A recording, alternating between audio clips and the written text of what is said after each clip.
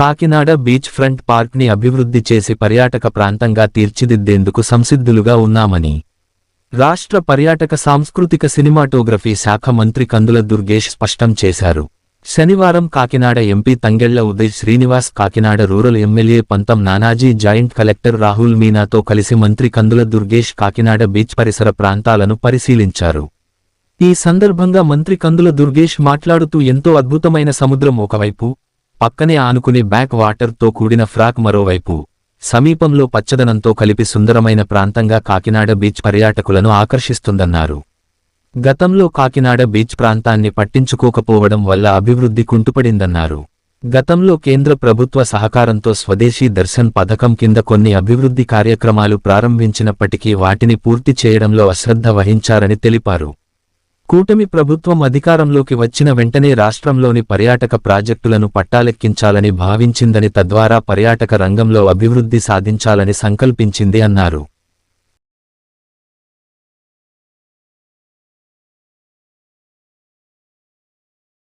ఈ ఉప్పాడ ప్రాంతంలో ఈకొత్తపల్లి గ్రామంలో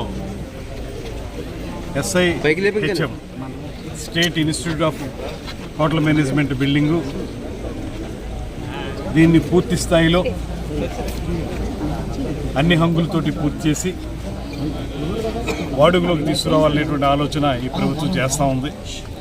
మీ అందరికీ తెలుసు, గడిచిన 5 సంవత్సరాల కాలంలో ఆ ప్రభుత్వం వీటి మీద దృష్టి పెట్టలేదు, లేకుంటే ఆనాడే జరిగి ఉండేది.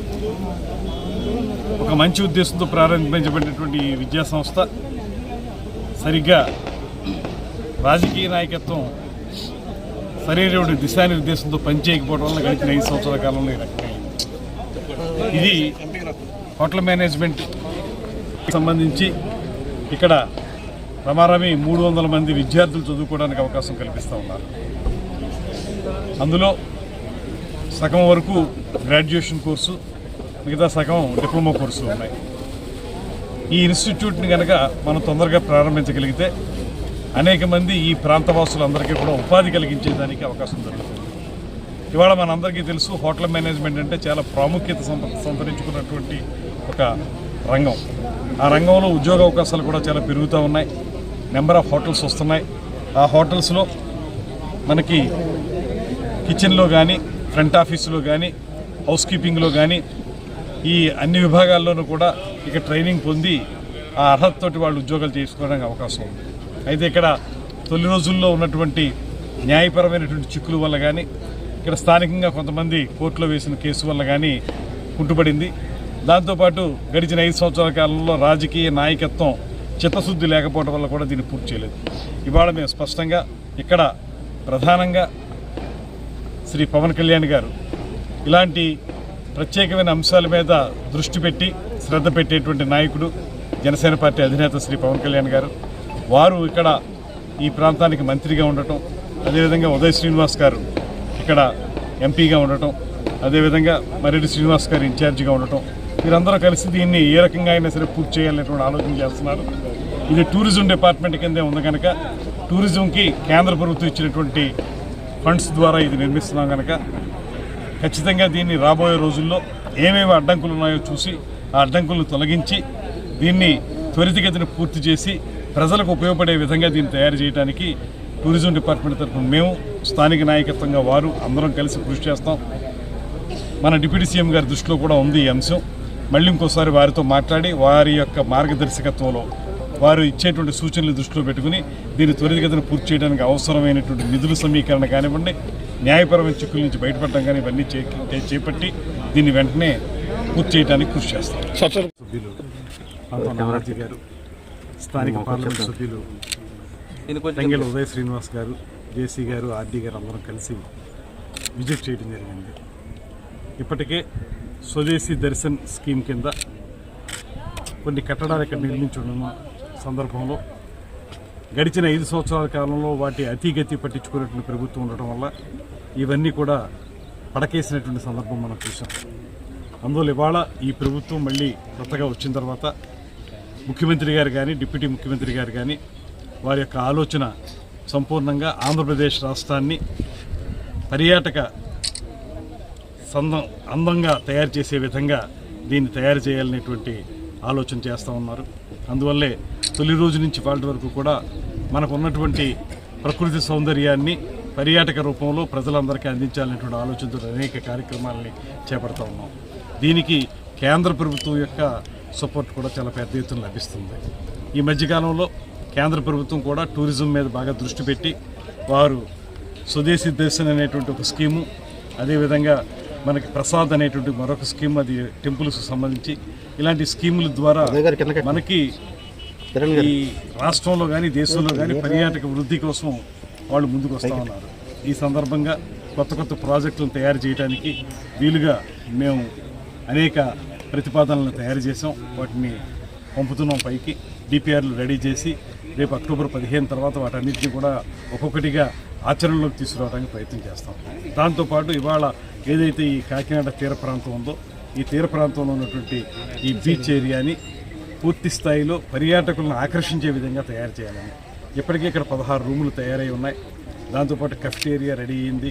దాంతోపాటు ఇతరత్ర ఏవైతే ఫౌంటైన్స్ కానీ ఇతరత్ర పర్యాటకులను ఆకర్షించేటువంటి అంశాలు ఉన్నాయో అవన్నీ కూడా రెడీగా ఉన్నాయి. కొంత దానికి ఒకటే చిన్న ఇబ్బంది ఏంటంటే మనకి వాటర్ సప్లై. ఆ వాటర్ సప్లై విషయంలో ఎన్హెచ్ఓఆర్తో మాట్లాడి దాన్ని కూడా క్లియరెన్స్ తీసుకుని జేసీ గారు కూడా చెప్తున్నారు. అది క్లియరెన్స్ తీసుకుని లోకల్ ఎమ్మెల్యే గారు కూడా దాని మీద కృషి చేస్తూ ఉన్నారు. ఈ నెలాఖరికి ఆ వాటర్ సప్లై కూడా తీసుకుని రేపు అక్టోబర్ 2వ తారీఖు తర్వాత ఏదో ఒక మంచి రోజు చూసుకుని రాష్ట్ర స్థాయిలో 2 పెద్ద నాయకులను కూడా సంప్రదించి వారిని కూడా తీసుకొచ్చి ఇక్కడ మళ్ళీ పునఃప్రారంభించాలి. దీన్ని మళ్ళీ ఈ అందాన్ని మనం పునర్వైభవాన్ని తీసుకురావాలి ఈ ప్రాంతానికి అనేటువంటి ఆలోచన మేమందరం కలిసి గట్టిగా చేస్తూ ఉన్నాం. అందులో భాగంగానే రేపు జనవరిలో కూడా ఇక్కడ మన కాకినాడ గతంలో ఎంతో అద్భుతంగా నిర్వహించుకున్నటువంటి మన బీచ్ ఫెస్టివల్ ఏదైతే ఉందో ఆ బీచ్ ఫెస్టివల్ని కూడా పునరుద్ధరించి జనవరిలో కాకినాడలో, వైజాగ్లో ఇలా సముద్ర తీర ప్రాంతాలన్నింటిలో కూడా మంచి బీచ్ ఫెస్టివల్స్ నిర్వహించుకోని విధంగాను, అదేవిధంగా ఇక్కడ ఏదైతే కొంత డిస్ప్యూట్ ఉన్నటువంటి రిసార్ట్స్ సంబంధించినటువంటి కార్యక్రమం దాన్ని కూడా త్వరలోనే అధిగమించి గత 5 సంవత్సరాల్లో వాళ్ళు ఏ పని చేయకుండా వదిలేశారు. ఇప్పుడు మేమైతే వాళ్ళని కూర్చోబెట్టి మాట్లాడి వారికి మాకు అందరికీ అనుకూలంగా ఉండే విధంగా దాన్ని తయారు చేసుకుని దాన్ని కూడా ప్రారంభిస్తాం. మొత్తంగా ఈ ప్రాంతాన్ని కాకినాడ ఎంత అందంగా ఉంటుందో అంత అందంగా ఈ సముద్ర తీర ప్రాంతాన్ని కూడా ఉపయోగించుకోవాలని ఓ పక్కన సముద్రం మనకు కనబడతా ఉంది. ఇక్కడ బ్యాక్ వాటర్స్ ఉన్నాయి. ఈ రెండింటిలో కూడా వాటర్ స్పోర్ట్స్ ఏర్పాటు చేయటం, జెట్ స్కీస్ ఏర్పాటు చేయటం, అదేవిధంగా ఏదైనా అవసరమైతే హౌసింగ్ బోట్లు ఏర్పాటు చేయటం, బోటు మీద బర్త్డే పార్టీస్ అవి నిర్వహించుకునే విధంగా చేసే కార్యక్రమాలు చేయటం, ఇలా వాటర్ స్పోర్ట్స్ అన్నింటినీ కూడా ప్రాధాన్యతనిచ్చి రాబోయే రోజుల్లో అంచెలంచెలుగా దీన్ని డెవలప్ చేయడానికి అభివృద్ధి చేయాలనేటువంటి ఆలోచనతోటి స్థానిక ఎమ్మెల్యే అంతో నానాజీ గారు, స్థానిక ఎంపీ గారు చెంగులూరు శ్రీనివాస్ గారు, జేసీ గారు, ఆర్డీ గారు అందరం కలిసి ఈ ప్రదేశాన్ని పర్యటించడం జరిగింది. ఇక్కడ ఎంతో అద్భుతమైనటువంటి సముద్రం పక్కన దానికి ఆనుకుని బ్యాక్ వాటర్స్తో వచ్చేటువంటి క్రీక్ ఒక పక్కన, అదేవిధంగా ఈ ప్రాంతంలో పచ్చదనం ఇవన్నీ కలిపి ఒక సుందరమైనటువంటి ప్రాంతం ఈ కాకినాడ బీచ్ ప్రాంతం. అయితే దీన్ని గడిచిన 5 సంవత్సరాల కాలంలో ఏ రకమైనటువంటి ఆలనా పాలన లేకపోవటం వల్ల, ప్రారంభించిన కార్యక్రమాలను కూడా పూర్తి చేసుకోలేకపోవటం వల్ల ఇవన్నీ కూడా కుంటుపడిపోయింది. అటువంటి నేపథ్యంలో మా ప్రభుత్వం అధికారంలోకి వచ్చిన వెంటనే రాష్ట్రం మొత్తం మీద ఉన్నటువంటి పర్యాటక ప్రాజెక్టులన్నింటినీ కూడా మళ్ళీ పట్టాలెక్కించాలని, తద్వారా ఆంధ్రప్రదేశ్ రాష్ట్రంలో పర్యాటక రంగం అభివృద్ధి సాధించాలనేటువంటి ఆలోచనతో ముఖ్యమంత్రి గారు కానీ డిప్యూటీ ముఖ్యమంత్రి గారు కానీ మేము కానీ అందరం కూడా ఆలోచిస్తూ ఉన్నాం. అందులో భాగంగానే వాళ్ళు దీన్ని విజిట్ చేయడం జరుగుతుంది. దీని తర్వాత ఇక్కడి నుంచి స్టేట్ ఇన్స్టిట్యూట్ ఆఫ్ హోటల్ మేనేజ్మెంట్ని కూడా విజిట్ చేస్తాం. వీటిని మళ్ళీ ప్రజలకు అందుబాటులోకి తీసుకురావడానికి ఏం చేయొచ్చు అనేటువంటి కార్యక్రమం. ఇవాళ కేంద్ర ప్రభుత్వం యొక్క సహకారంతో స్వదేశీ దర్శన్ అనేటువంటి పథకం కింద ఈ కార్యక్రమాలను ప్రారంభించారు గతంలో. అయితే వీటిని పూర్తి చేయడంలో కానీ లేదా డిస్ప్యూట్ ఉన్నప్పుడు డిస్ప్యూట్ని రిజాల్వ్ చేసే విషయంలో కానీ ఎక్కడా శ్రద్ధ వహించలేదు గడిచిన ప్రభుత్వం. అందువల్ల ఇవాళ మేము డిస్ప్యూట్ ఉన్నటువంటి కొంత ప్రాంతంలో వారితోటి స్థానిక ఎమ్మెల్యే గారు, ఎంపీ గారు, నేను మాట్లాడి అది రిజాల్వ్ చేస్తాం. దాంతోపాటు ఇక్కడ పూర్తిగా 16 రూములు రెడీ చేసి ఉంచారు. వాటన్నిటిని కూడా ఫంక్షనల్ చేసేదానికి, దాంతోపాటు అంతవరకు పరిమితం కాకుండా ఈ వాటర్ స్పోర్ట్స్ని డెవలప్ చేయటం, అదేవిధంగా బీచ్ ఫెస్టివల్ని ఇంతకుముందు జరిగేవి ఈ మధ్యకాలంలో పూర్తిగా చేయలేదు. ఆ బీచ్ ఫెస్టివల్ కూడా జనవరి సీజన్ దానికి జనవరిలో బీచ్ ఫెస్టివల్ చేయడానికి కూడా ప్లాన్ చేస్తూ ఉన్నాం. దాంతోపాటు జెట్ స్కీస్ అదేవిధంగా వాటర్ స్పోర్ట్స్ అన్నింటినీ కూడా ఇందులో ఏర్పాటు చేసి దీన్ని ఒక సుందరమైనటువంటి ప్రాంతంగా తీర్చిదిద్ది వెంటనే అక్టోబర్లోనే దీన్ని ఫంక్షన్గా చేయాలని ప్రయత్నిస్తాం. దాంట్లో భాగంగానే అక్టోబర్ 1-2 వారాల్లోనే దీన్ని మొత్తంగా పర్యాటకులకు ఉపయోగపడే విధంగా రూపుదిద్దుదాం, ప్రారంభిస్తాం కూడా. ప్రారంభించడం ద్వారా ఇంకా ఏమైనా మిగిలిపోయి ఉంటే వాటిని అంచెలంచెలుగా కంప్లీట్ చేస్తాం. ముందు మాత్రం 16 రూములు, దాంతోపాటు కఫెటేరియా, దాంతోపాటు ఇతరత్ర ఆ ఫౌంటైన్స్ కానీ